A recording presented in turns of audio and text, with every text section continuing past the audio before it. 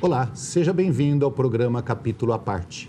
Toda semana aprendendo um pouco mais, cada semana um pouco mais, e a aprendizagem faz bem para nós todos, melhora a sociedade, diminui a ignorância, nós nos conservamos no caminho da evolução. Esse é um dos lemas e um dos objetivos do programa Capítulo à Parte. E hoje, melhor do que nunca, falar do grande incentivador do conhecimento, o pai da psicanálise, Sigmund Freud. Estou aqui com Daniel Kupperman, que é um idealizador, organizador e autor do livro Por que Freud Hoje? É um livro que traz tudo sobre esse grande idealizador do conhecimento. Tudo bem com você? Tudo bem, é um prazer estar aqui no Capítulo à Parte. Você lembra que eu falei para você que eu não faço pauta, que o programa é aberto, e a gente começa o programa logo errando. Eu fiquei treinando com você lá fora várias vezes sobre Freud e falei Freud. Então, te falei que os franceses afrancesam tudo, né? Eles falam Freud. Então, a gente pode falar Freud também. Então, para você ver que a gente não pode aprofundar muito no negócio aqui, porque eu já começo errando logo no começo do programa. Daniel, você disse que a produção desse livro aqui, ela é, na verdade, uma parte de uma coletânea, certo? São vários livros sobre vários psicanalistas. Isso. Eu, junto com a editora Zagodoni, idealizamos essa coleção, que se chama Coleção Grandes Psicanalistas. E, claro, o primeiro, né, dos grandes psicanalistas é o criador da psicanálise, que é o Freud. Então, por que Freud hoje, numa tentativa de atualizar, pensar a atualidade do pensamento freudiano no nosso século XXI. Mas nós já lançamos o Porquê Lacan, Porquê Winnicott, Porquê Laplanche, ainda vão sair os volumes sobre Bion, sobre Melanie Klein, sobre Ferenczi.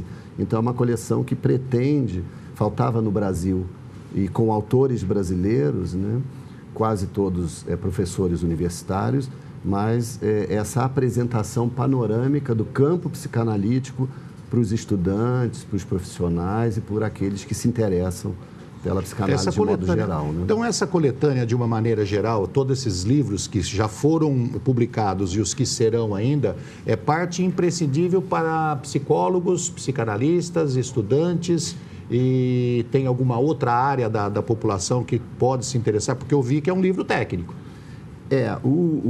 Os livros, a psicanálise, ela interessa principalmente para aqueles que trabalham na saúde mental, né? Na saúde em sentido ampliado, na educação e na justiça, hoje em dia também. Quer dizer, as varas de infância, juventude, elas lidam com questões para as quais a psicanálise pode ser muito útil. O livro do Freud, ele tem um formato um pouco diferente pelo destaque, né, desse autor na psicanálise. Então, nós pensamos numa coletânea, são vários autores, eminentes psicanalistas brasileiros, por exemplo, vou citar alguns, né, a Maria Rita Kell, o Renato Mezan, de São Paulo, Joel Birman, do Rio de Janeiro, e um neurocientista, Siddhartha Ribeiro, que também tenta pensar a atualidade de Freud para as neurociências. A ideia é que esse livro não seja apenas para psicanalistas, que ele possa abarcar campos como a educação, as artes, a medicina, etc. Quando você fala em primeiro grande estudioso da mente, o primeiro grande psicanalista, em muitas outras áreas a gente fala assim, olha, despontou um gênio, mas esse gênio geralmente ele pega estudos anteriores que não estavam desenvolvidos ainda, estavam embrionários, pensamentos anteriores, e ele dá um toque final, aquele toque final de genialidade, ou ele pega de repente um caminho que estava sendo seguido e ele desenvolve aquele caminho. Então a pergunta é, antes do Freud, existia algum tipo de assunto, existia algum tipo de estudo, existia pessoas anteriores a ele que fizeram assim estudos embrionários ou desenharam caminhos para que ele fizesse todo o panorama geral, ou ele foi realmente o primeiro, iniciou e terminou a sua obra?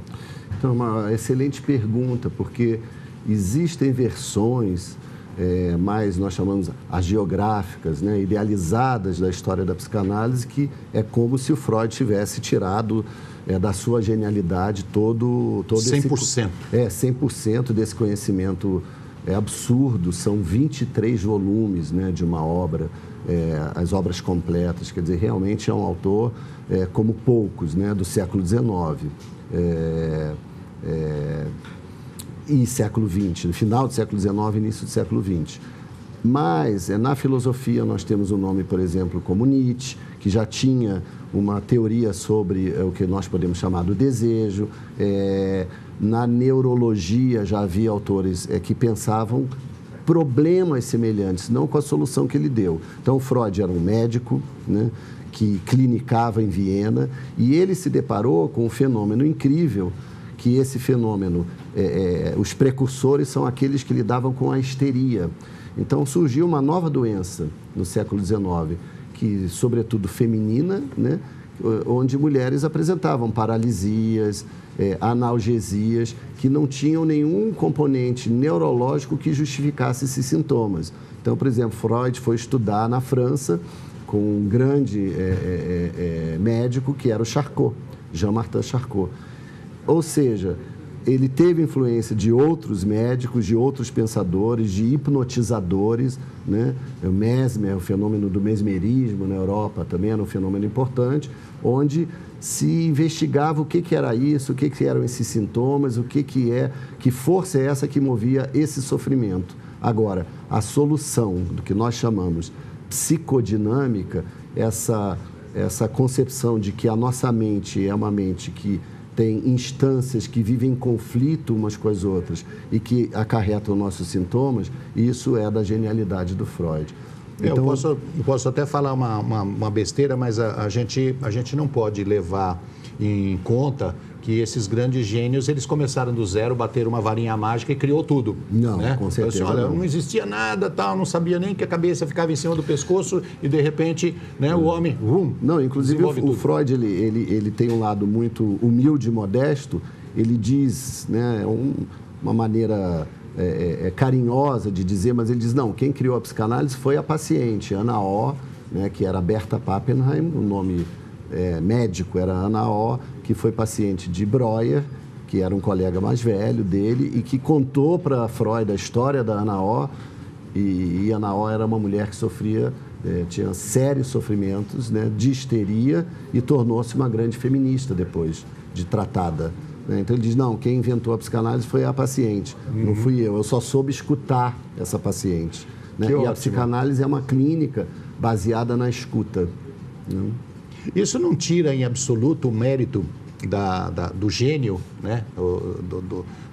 Da pessoa que desenvolveu em diversas áreas, não só na psicanálise, no caso do Freud, mas em outras áreas, não tira o mérito do gênio, porque mostra que ele teve a capacidade e a vontade de estudar diversos antes dele, de se aplicar na disciplina, de dedicar muitas horas de estudo e de vontade, um objetivo claro de desenvolver alguma coisa. Então, quer dizer, dá mais mérito ainda para que a pessoa fale simplesmente, olha, eu acordei pensando nisso e criei isso, né? Mostra que ele se esmerou, que ele se sacrificou, que ele lutou para conseguir chegar no desenvolvimento total do pensamento dele. E eu acho que essa ideia de luta que você está trazendo, Roberto, ela é muito importante, porque a psicanálise é uma disciplina, e o Freud, como autor e criador dessa disciplina, que até hoje recebe muita crítica, porque ela iluminou, né, aspectos do que a gente pode chamar de alma humana, como a sexualidade, as pulsões sexuais como motivadoras do nosso comportamento, o inconsciente, que é aquilo que nós desconhecemos, né, e achamos que conhecemos as nossas motivações. Então, a disciplina, a psicanálise como saber, como disciplina científica, ela encontra o que Freud chamou de resistências por parte da cultura. Quer dizer, a cultura resiste à psicanálise, resistia 100 anos atrás e resiste ainda hoje. Volta e meia nós encontramos biografias tentando denegrir a imagem do Freud, né? Cientistas dizendo que a psicanálise não tem, está sendo desmentida pelas neurociências, o que não é verdade. Por isso nós convidamos Siddhartha Ribeiro, né, para escrever um dos capítulos Até desse dentro livro. da psicanálise existe um grupo que é freudiano, um grupo que é contra, que é a favor de outro. Até dentro da psicanálise existe uma discussão, né? Dentro da psicanálise as discussões são de outra ordem, né? Todos se dizem freudianos e a briga, a luta é para dizer quem é o verdadeiro herdeiro, né, da herança intelectual do Freud. Então você tem hoje os lacanianos, os winnicottianos, né, antigamente os kleinianos. Gostaria de participar de uma discussão dessa. Uma disputa interna. Eu ia entrar e sair do mesmo jeito que eu entrei.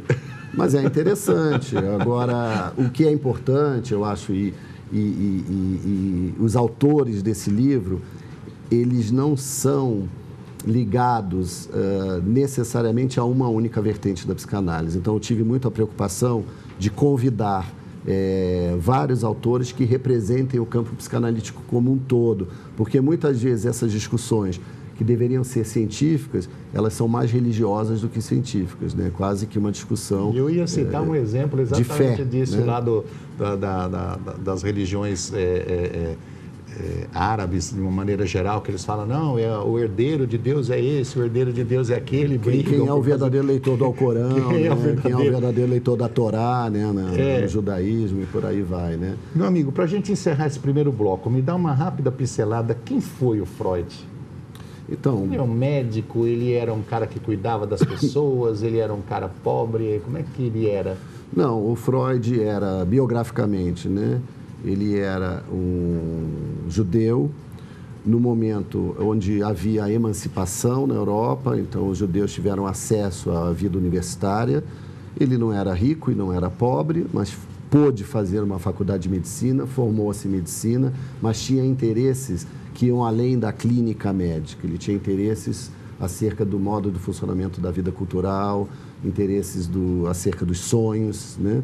Então, foi, num primeiro momento, alguém que estudou neurologia e que partiu do estudo neurológico, bastante laboratorial, para a clínica da histeria, e na escuta dessas mulheres, que no século XIX, né, no final do século XIX, não tinham acesso à palavra como hoje tem, ele foi entrando em contato com o que a gente chama de inconsciente, né? Ele tratava de pessoas. Ele, sobretudo, tratava de pessoas com sofrimento mental. Na época, a psiquiatria era muito incipiente. Nós estamos conversando com o Daniel Kuperman, que é idealizador, organizador e autor do livro Por que Freud Hoje?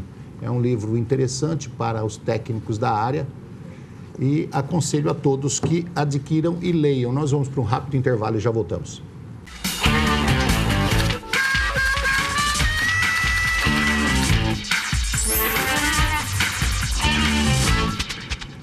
Estamos de volta com o programa Capítulo à Parte, hoje conversando sobre o grande incentivador do conhecimento, o psicanalista Freud. Nós estamos conversando com Daniel Kuperman, que é autor, idealizador e organizador do livro Por que Freud Hoje? Daniel, a partir do Freud, quais as mudanças que teve na área do conhecimento? Então, num primeiro momento,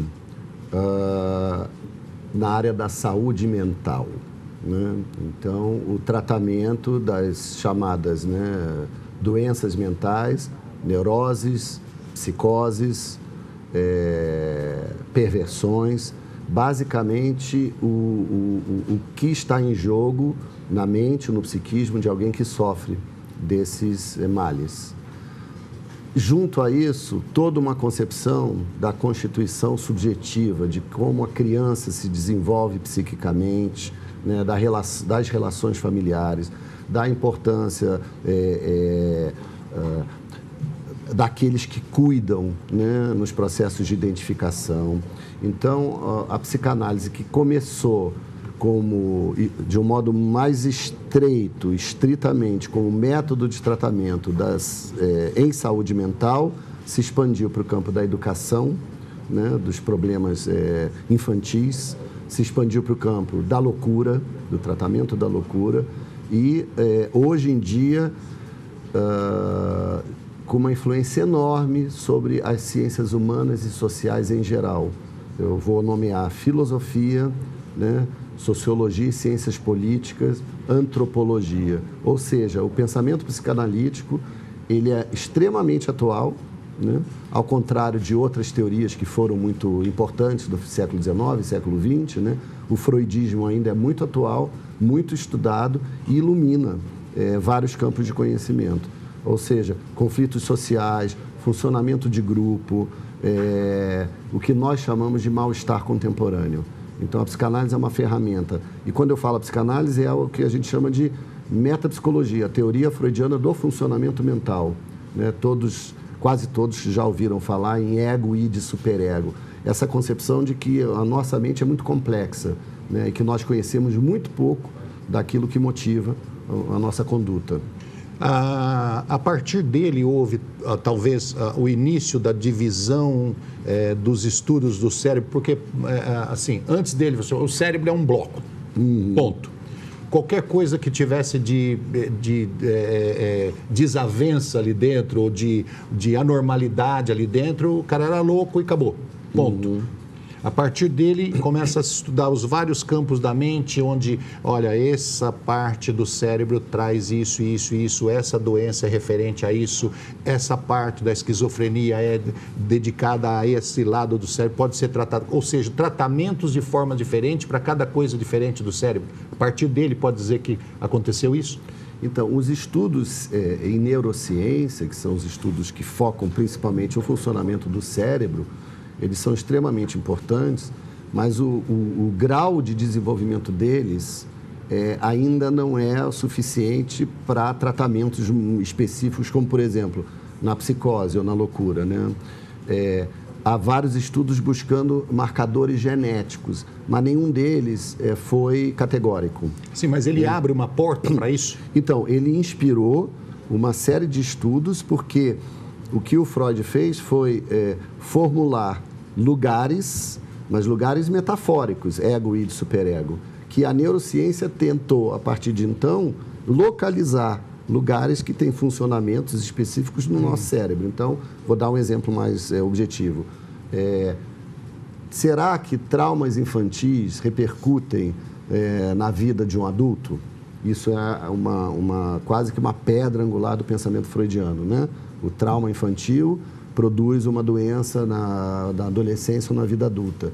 Estudos neurocientíficos estão mostrando, tanto com animais, né, estudos de etologia, quanto com estudos com humanos, que essa tese se comprova. Tá, digamos assim. E que, só para concluir, mães que tiveram traumas infantis transmitem isso para os seus filhos, podem transmitir isso para os seus filhos. Então, há alterações comprovadas neurocientificamente e que na nossa teoria psicanalítica já são conhecidas há mais de 100 anos. Você vai falando, eu vou lembrando de coisas. Eu estava assistindo uma série, Os Vikings, e um dos guerreiros lá, ele se torna rei a partir do momento em que ele descobre uma bússola, uma bússola rudimentar, onde ele consegue atravessar o oceano e chegar a um lugar onde jamais eles pensaram em chegar e tal, e ele consegue adquirir uma notoriedade grande em cima daquilo por causa da descoberta de uma bússola rudimentar. A gente poderia dizer assim, olha,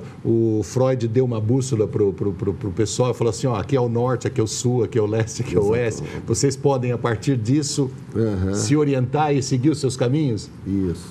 Eu ia dizer assim, nunca atendi um viking, né? Isso é uma lacuna na minha formação de pesquisador. Mas a bússola, a ideia da bússola é muito boa, né? A bússola é aquilo que abre caminhos, né, trilhamentos por onde o conhecimento vai avançar, né, vai seguir. O livro considerado, se nós tivéssemos que escolher um dos 23 volumes, né, da obra do Freud, o livro considerado principal é um livro de 1900, né, chamado A Interpretação de Sonhos.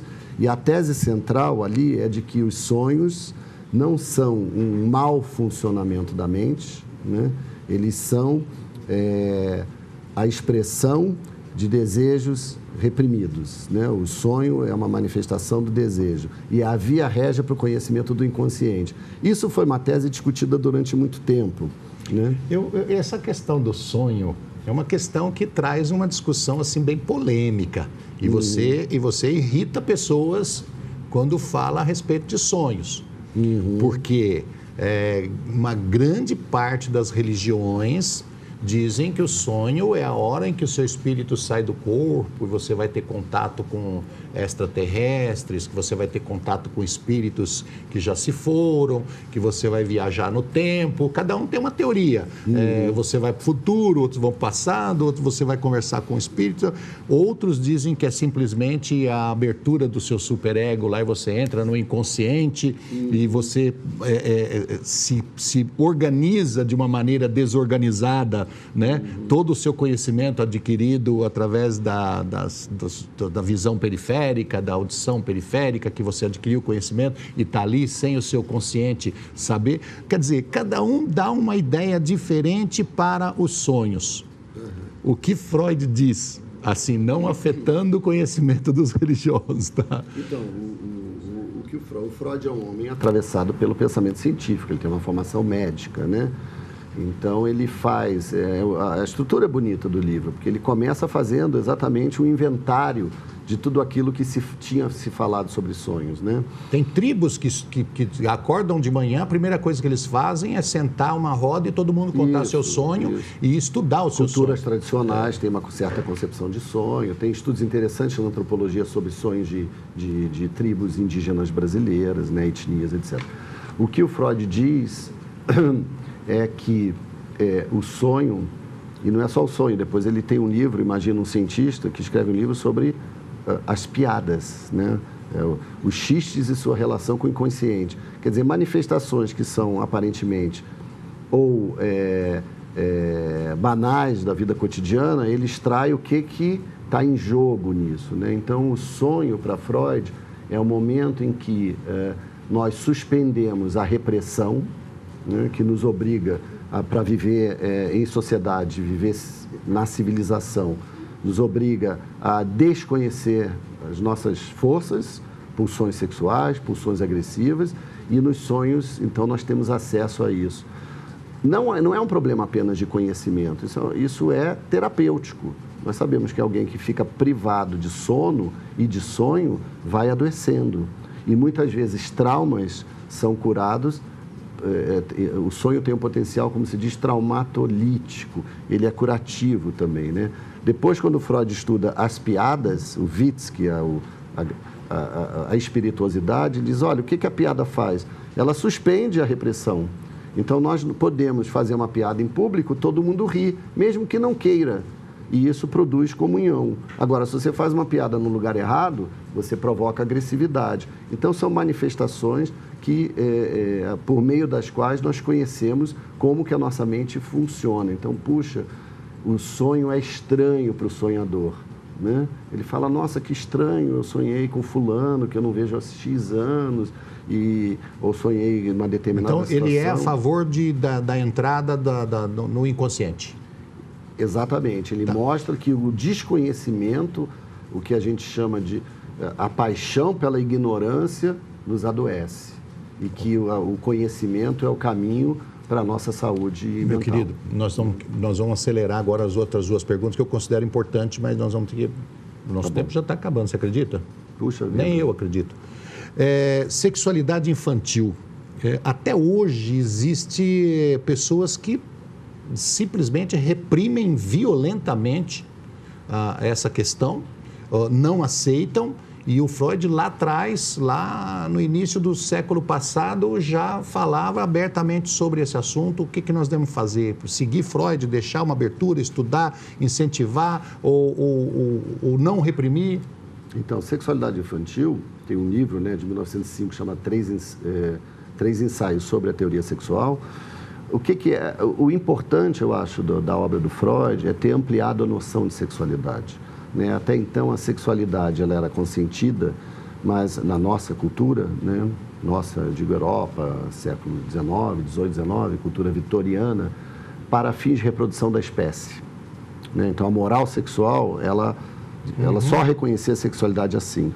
Quando Freud diz o objetivo da sexualidade não é a reprodução da espécie, é o prazer, né? Ele amplia o conceito de sexual, de sexualidade. Ele jogou uma bomba na sociedade. Jogou uma bomba na sociedade. Então, assim, dizer que a criança tem sexualidade é reconhecer que certos comportamentos infantis se atualizam no adulto. Então, por exemplo, a criança se masturba, a criança tem interesse, né? A criança é exibida, ela tem o exibicionismo, ela tira a roupa, um menino de 3 anos, uma menina, e sai correndo pela casa, e a gente acha aquilo maravilhoso. Depois, esse tipo de prazer, ele é reprimido e ele retorna na vida adulta de outras maneiras. Então, assim, dizer que a criança tem sexualidade quer dizer que a criança se constitui e se estrutura na relação amorosa com o adulto. Não é denegrir a imagem da criança. Não é aquele lado pejorativo, errado da mente? Não, é dizer, olha, a criança, ela se constitui pelo prazer, só que a sexualidade infantil, ela é lúdica. A criança brinca com as coisas, o bebê brinca, por exemplo, com as fezes, brinca com os órgãos sexuais. E isso é fundamental para que ele possa se sentir cidadão do mundo. Se alguém quiser conversar mais com o Daniel, você pode passar um e-mail para Daniel Cooperman, com 2 N's, @gmail.com, ok? Fico à disposição e agradeço a oportunidade de falar desse livro, que é realmente um livro que faz diferença. Nós tínhamos mais umas 4 perguntas, mas não dá. Vamos perguntar fora do ar, depois eu... Nós conversamos com Daniel Cooperman, que é autor do livro Por que Freud Hoje? Um papo gostoso sobre Freud, e acho que existe aí um canal de aprendizado maior para você que está em casa nos assistindo. Nós agradecemos ao Daniel que esteve aqui conosco, agradecemos a você de casa que esteve conosco também no programa Capítulo à Parte. Te esperamos na próxima semana. Um abraço, até lá.